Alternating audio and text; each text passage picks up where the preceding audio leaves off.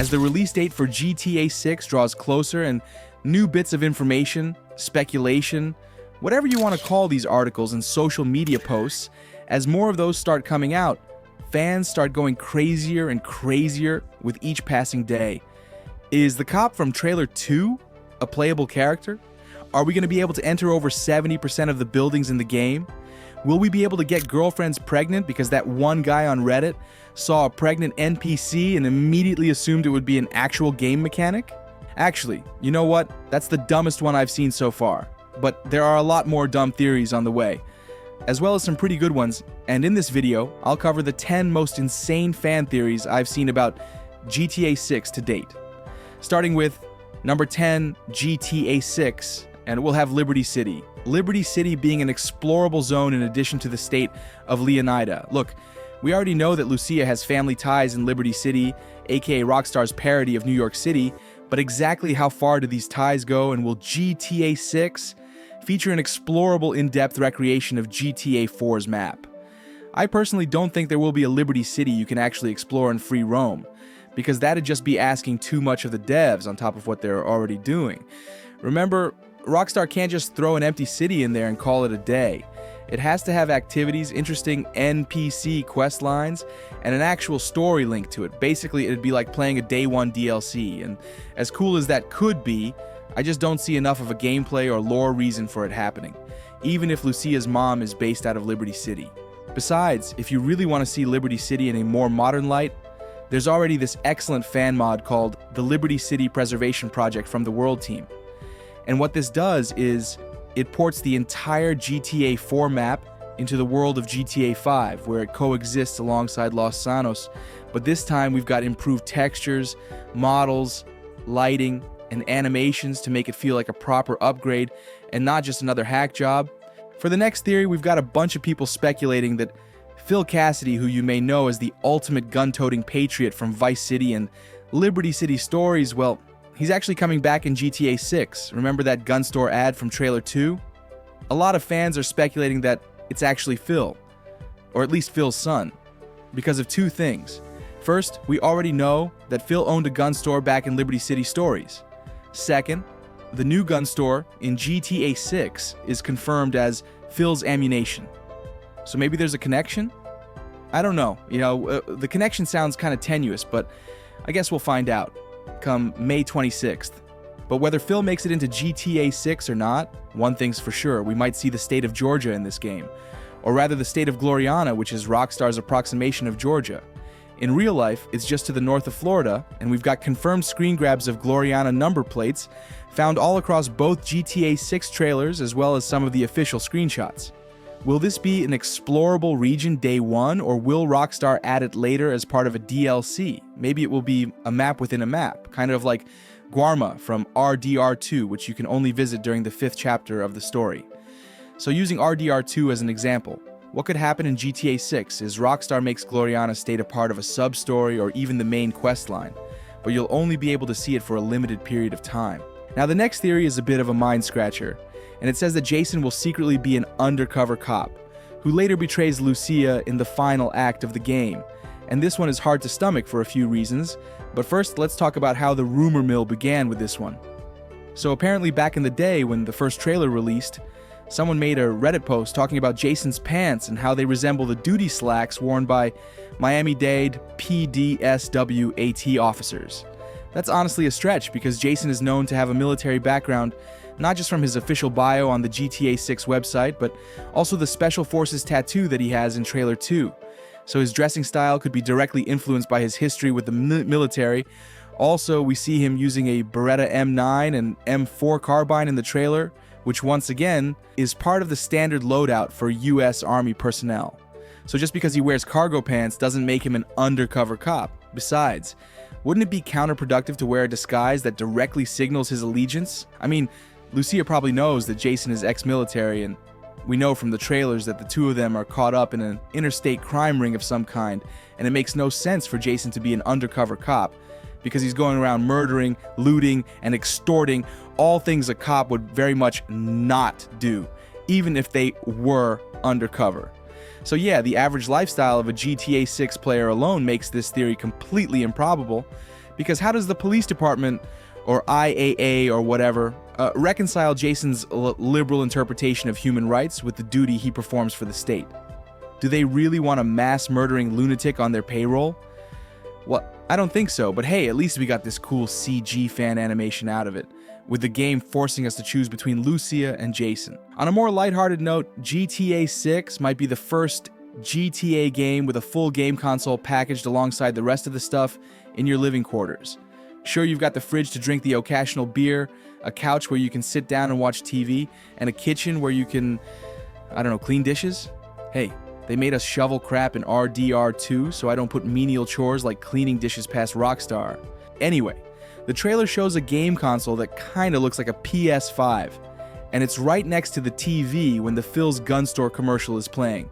And games like Yakuza have shown that you can put entire arcades in the main game and disguise them as mini activities. And these are often real classics like Spike Out, Outrun, Virtua Fighter, etc. And we know the PS5 as well as Xbox Series X are both powerful enough to emulate old games from the PS2 era. So maybe we'll get some kind of Vice City or San Andreas parody within GTA 6? That'd be pretty cool. Plus, it can't be any worse than the definitive edition, so might as well give it a shot, Rockstar. Okay, this next theory is out of the world. Quite literally. Because some fans are saying we'll go to space in GTA 6. And it's basically all those Fast and Furious and Tom Cruise memes about the next movie taking place in space, but for GTA instead. Look, I get it, GTA has always been kinda wacky, and has featured several futuristic elements. San Andreas had UFOs in Area 69, along with jetpacks and mysterious green goo. GTA 5 Online has flying jet bikes that shoot missiles, and flying cars that wouldn't look out of place in a Back to the Future movie.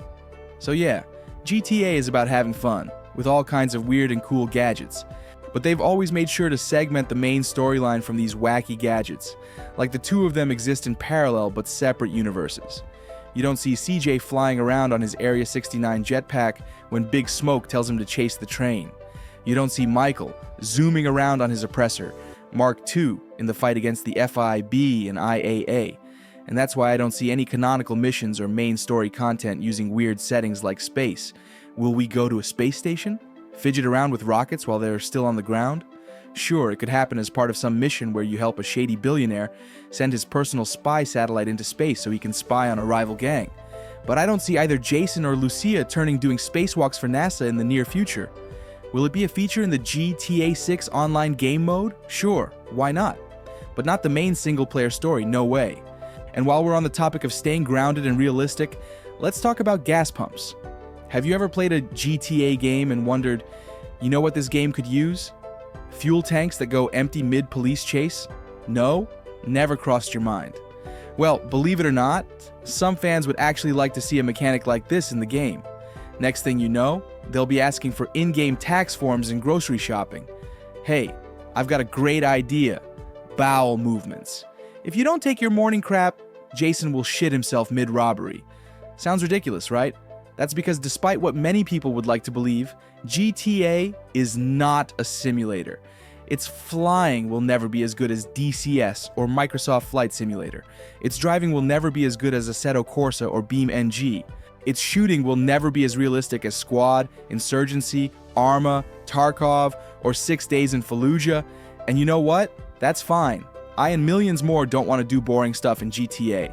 We don't want to simulate real life. We want to do all the cool criminal action stuff that we can't do in real life. That's the whole point of GTA. Cool criminal action and an amazing story full of memorable characters. Not filling up your gas tank and changing the transmission fluids every week. Leave that nonsense to the awful GTA RP servers. Okay, the next theory states that we might already have seen one of the major GTA 6 plot points before the game's release, just through the trailers. And Rockstar does have a habit of showing key story moments within the trailer.